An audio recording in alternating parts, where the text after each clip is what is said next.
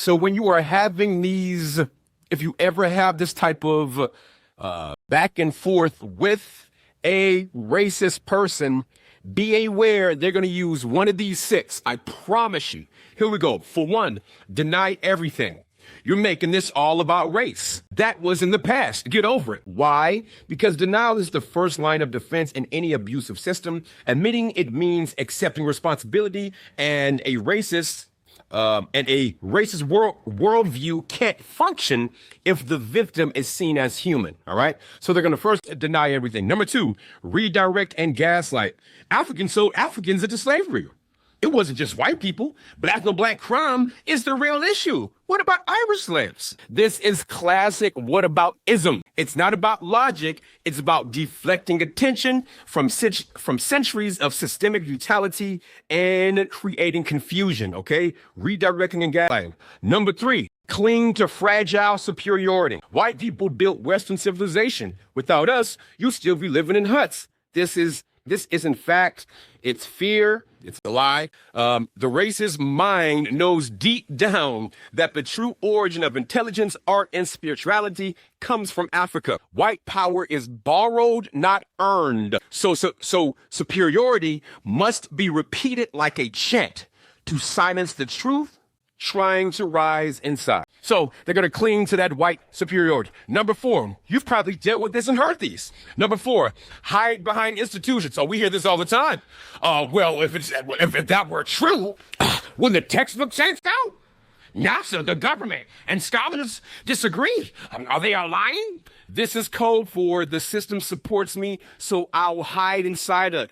I'll hide inside it. Because a racist doesn't think for themselves, they think inside the machine. And the machine was built to protect them from the truth.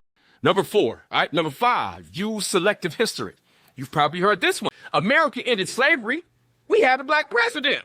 You've had your chance. This is the illusion of progress. It ignores the continued economic exclusion, the psychological scars of generational trauma, and the co-opting of culture without returning sovereignty.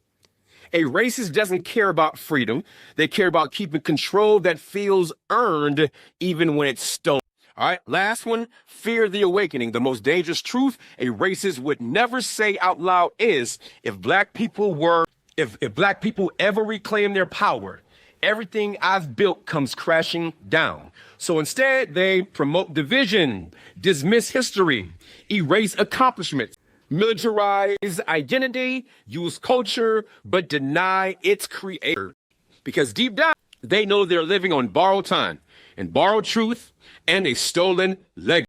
People meaning people making memories. If you've ever encountered a racist and had this conversation, and sometimes it's not, not sometimes, a lot of the times it's not your quintessential rate. Like when you hear the word racist, it's not your it's not who you would see. You'll see Elmer Fudd, you'll see a straw in the hat, nigger. It's not, is that cool white motherfucker that you think is cool?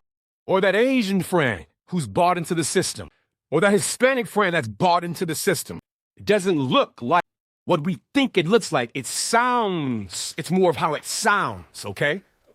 So when you're having these type of interactions or these types of discussions, be aware of these six triggers, 6 strategies that a racist use to rationalize their racism.